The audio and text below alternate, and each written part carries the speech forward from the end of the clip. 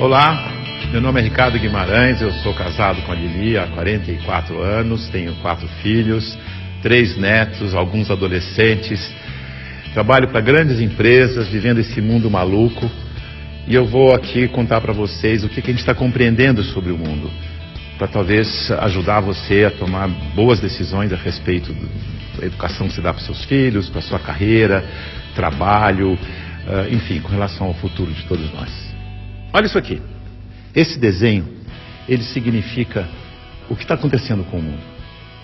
Parece um cardiograma, mas não é um cardiograma. Ele mostra que tem um momento que as coisas estavam muito paradas, quase mortas, e começa a acelerar, e passa a ter uma animação, uma vida que não tinha antes. Tudo ficou acelerado. Sabe por quê? Por causa da tecnologia de informação e comunicação. Nessa fase, tinha pouca gente no mundo. E a tecnologia de informação e comunicação era muito rudimentar e cara. Telefone fixo no lugar. Imagina. Demorava muito para as coisas acontecerem. O cenário era estável, quase parado. Lento, previsível, controlável, simples. Acontecia uma coisa de cada vez. Nessa fase, criamos instituições com hierarquias poderosas que controlavam o mundo. E nós nos sentíamos muito seguros, porque tudo permanecia igual por muito tempo. O indivíduo se submetia ao grupo, abria a mão da sua individualidade, aprendia a regra do jogo e a vida seguia em frente. Isso deu certo por um bom tempo. Aí, com mais gente no mundo e com uma tecnologia de informação e comunicação mais poderosa e mais barata, todo mundo tomando decisão o tempo todo, numa velocidade absurda, o mundo começou a ficar instável, dinâmico, rápido, imprevisível, transparente, fora de controle, complexo. E nessa dinâmica toda, além da instituição, surge um novo personagem muito poderoso. O indivíduo conectado em rede, que acessa tudo e a todos o tempo todo. Mobiliza pessoas, trabalha, produz conhecimento sem precisar das estruturas e da permissão das instituições. Aquelas instituições hierárquicas e controladoras estão tendo que aprender a lidar com esse novo cenário, com esse novo indivíduo mais conectado, mais livre, mais móvel, mais bem informado e crítico. O mundo mudou tanto que pessoas de muito sucesso naquele cenário estão tendo muita dificuldade para manter seus negócios e empregos nos dias de hoje. Eu vou contar a história de um executivo muito importante, de uma organização global, poderosa, que estava tendo problemas enormes. Prejuízo, perdendo o mercado em todos os países em que tinha operação. Tinha brigas políticas internas entre departamentos, entre regiões, escândalos públicos, corrupção no financeiro e tudo acontecendo ao mesmo tempo, com toda essa transparência ao vivo e a cores do tempo real. Esse grande executivo viu aquele cenário e disse: eu não dou conta dessa complexidade, dessa velocidade, dessa transparência toda. Eu me demito. Aqui está ele. É o nosso querido Bento. O Bento foi sucedido por um outro executivo, que parece que foi feito sob encomenda para lidar com essa época de tanta inovação, onde o indivíduo tem que ser mais autônomo, mais senhor de si, não se submeter à instituição, mas pelo contrário, liderar a instituição. Chico aceitou o desafio. Aqui está ele de um jeito fácil de comparar e ver a diferença entre ele e o Bento. Veja que o Bento está arcado, submetendo ao protocolo e às regras da instituição. O Chico está mais senhor de si. Para ele ajudar a igreja, ele tinha que mudar a igreja. Para mudar a igreja, ele tinha que criticar e propor novas maneiras de fazer as coisas. Porque do jeito que deu certo no passado, não era o jeito que ia dar certo no novo cenário.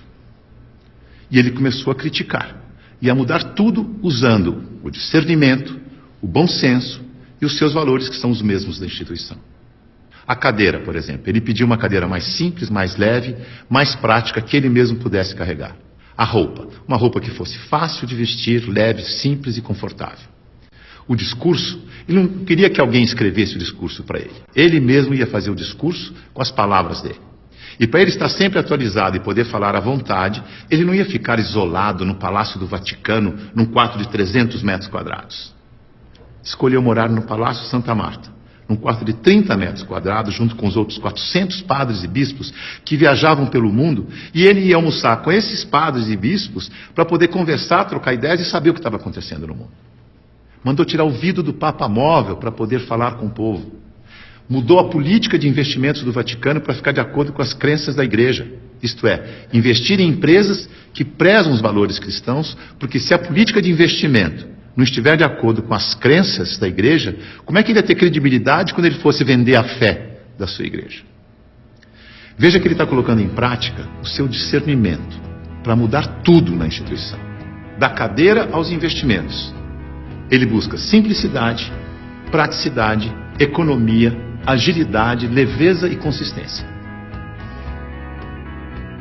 O Chico é um bom exemplo de sucesso neste novo cenário. A mudança é tão grande que os historiadores dizem que está terminando a sociedade industrial e está começando a sociedade do conhecimento, a sociedade em rede, a sociedade do indivíduo conectado em rede.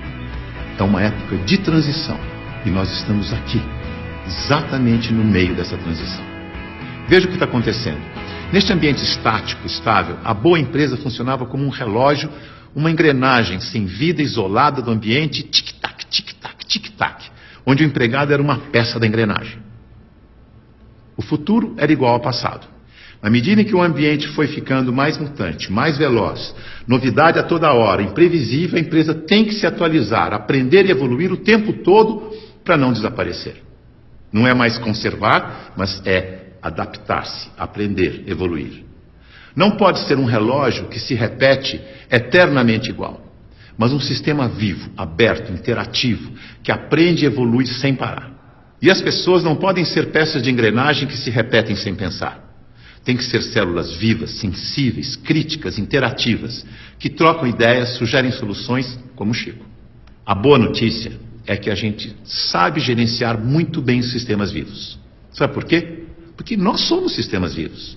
Somos feitos de sistemas. Sistema respiratório, sistema endócrino, sistema ósseo, sistema digestivo. Sistema é um conjunto de elementos que trabalham de forma interdependente com um propósito comum. Como o nosso corpo. O ponto mais importante para a saúde do nosso corpo é a interdependência. Veja no seu próprio corpo. Nossos órgãos trabalham de forma interdependente, sempre em busca do equilíbrio do corpo. Esse é o propósito. Se um órgão declara independência, e isso se chama câncer, o corpo entra em colapso. A integração entre os órgãos desaparece. A energia do corpo se esvai, não consegue mais interagir com o ambiente, nem reagir aos estímulos. Como um sistema aberto, ele vai sucumbir ao cenário.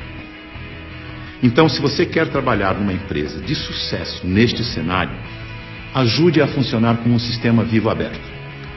Você sabe, porque você é um sistema vivo aberto. Mas aqui vão algumas dicas para ajudar. Use o seu discernimento, seu bom senso e intuição. Confie em você. Promova a integração e a interação, onde você estiver. Seja sensível a informações relevantes para aperfeiçoar seu trabalho e a empresa. E o mais importante de tudo, reconheça que a realidade é interdependente. E por isso precisa da participação de cada um e de todos para resolver os seus problemas. Lembre-se, a boa gestão da interdependência garante a boa saúde do seu corpo e da corporação. Mais uma dica, não deixe as pessoas confundirem autonomia com independência. Autonomia significa que você tem consciência de que faz parte de um todo maior e por isso você pode falar pelo todo. Por isso pode ocupar cargos de responsabilidade na hierarquia. Independência é quando você não se reconhece como parte do todo e olha só para a sua parte, colocando o todo do sistema em risco de colapso. Independência ou morte deu certo no século passado. Neste século, o certo é interdependência ou morte. Veja a evolução das relações na empresa e no mercado. No começo, a hierarquia era absoluta. Poucos mandavam e todos obedeciam como crianças obedientes. Não tinha concorrente, mas precisava de canal para vender. Depois, a empresa cresce, a hierarquia permanece, mas as áreas passam a ter seus chefes. As crianças ficaram jovens e, como jovens, andam em tribos. Nós versus eles. As áreas competem o tempo todo porque precisam se afirmar como jovens. Essa é a fase da independência ou morte. No mercado, o concorrente aparece e obriga a empresa a olhar para o consumidor. Hoje a competição continua, mas vai ter que conviver com a cooperação para sobreviver nesse mundo mais veloz e mutante, em que a interdependência fica cada vez mais importante. Temos que amadurecer como indivíduos e olhar para o nosso interesse pessoal e do todo ao mesmo tempo. O Papa Chico, quando falou do meio ambiente na sua encíclica, ele não falou com os cristãos apenas. Ele falou com todos que vivem neste planeta, que ele chamou de a nossa casa. É isso aí. É nós, junto e misturado. Essa é a real. Esse é o futuro, com as pessoas mais valorizadas, mais bem informadas e fazendo melhores escolhas para suas vidas. Boa sorte.